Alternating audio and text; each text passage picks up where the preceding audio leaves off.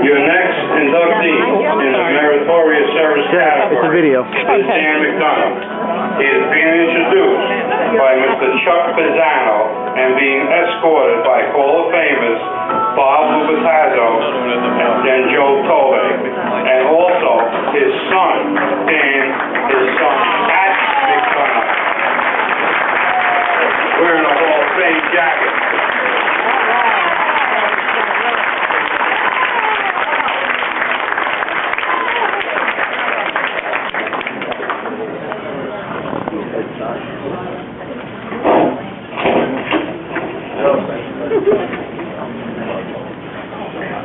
Paul, you did forget somebody, the bartender in the other room.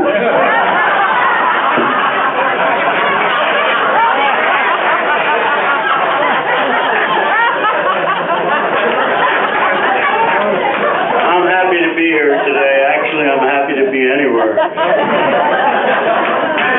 There's always the doom and the gloom so prevalent in the chit-chat, the blogs, and the media.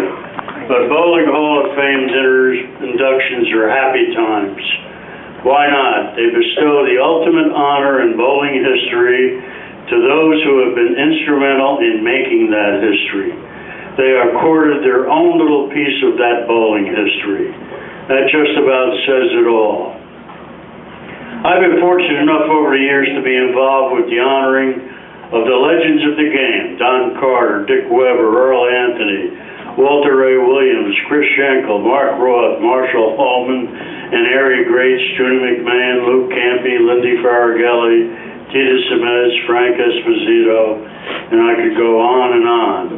But I received the same inner warmth, the same feeling of satisfaction when I'm part of the tiniest hall as when the spotlight is on the world's greatest.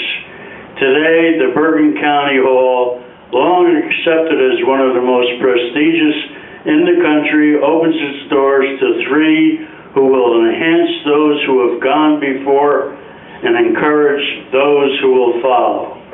I could go on and on about the past of the bowling in this area, greats on and off the lanes, including the first president of the American Bowling Congress, a gentleman named Tom Curtis of Patterson. The great writers, Al Del Greco, Jack Fine, Gordon White, George Gross, Dick Young, Jerry Levine. Such high-ranked politicians as Garrett A. Hobart, Vice President of the United States, who bowled in leagues in this area before the turn of 1900. How did I know all this?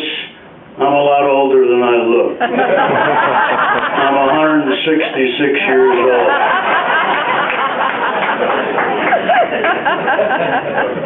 My pleasant chore is to present Dan McDonough, and I'm here to praise him. But that means a tale of genes, not the pants that cling to bodies, but the G-E-N-E-S, those magical inter-body DNA pass-me-downs that determine future farmers or future presidents.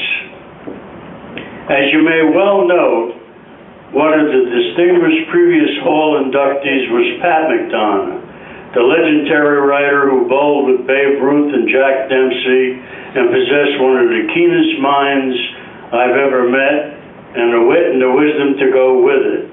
He spent his early days in the Dakotas, in a small house, in a attended a one-room school.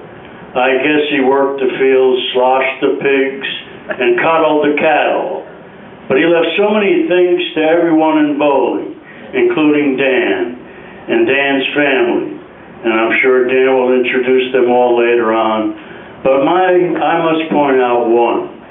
You may not or may not know that while on a hiking trip recently, Dan suffered a heart problem while on the trail.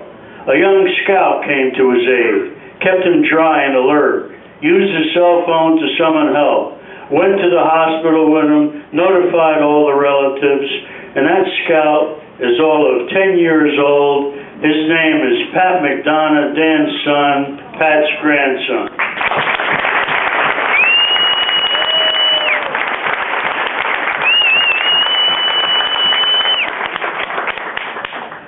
The elder Pat was my mentor in many ways. We drove together, we got lost together, we laughed a lot.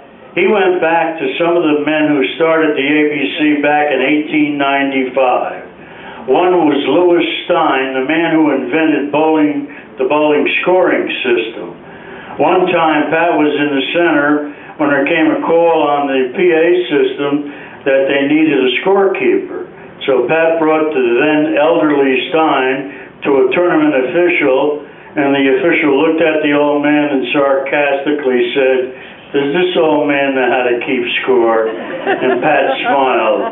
He not only knows how to keep score, he invented how to keep score. As Pat grew older, Dan helped with the sports reporter, was with his dad at all types of bowling events, but he was hidden in the background, taking notes, taking pictures, taking everything in. Back in the 17th century, there was a man called Samuel Pepys, and another named Samuel Johnson. The latter was a great writer, philosopher, and a man who had such a love of words that he wrote a dictionary. If you don't believe me, check with C.C. Peabody out there. A great bowling figure, but also a former English teacher. Pepys was a diarist, and he wrote down everything about Johnson. Dan was to his dad as Pepys was to Johnson. Imagine writing a dictionary. Most of our students today struggle to write their names and addresses. Dan McDonough's various talents make him a dapper Dan, a Renaissance man, a super citizen.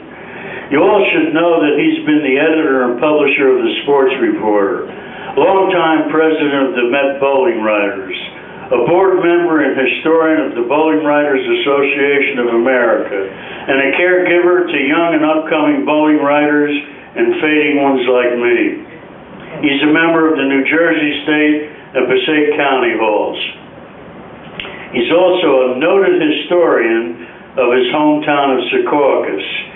He's a world-class bird expert, a competitive fisherman, a skilled boatsman, a motorcyclist, a scout leader, a fireman and police expert. And he's also an expert on religion and philosophy, and you name it. But don't get too carried away. He's not Mother Teresa yet. That same guy was driving to a bowling clinic, and the car stopped.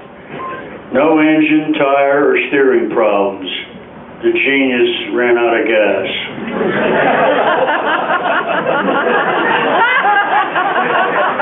I remember, too, when the space agency decided to send a chimp to outer space.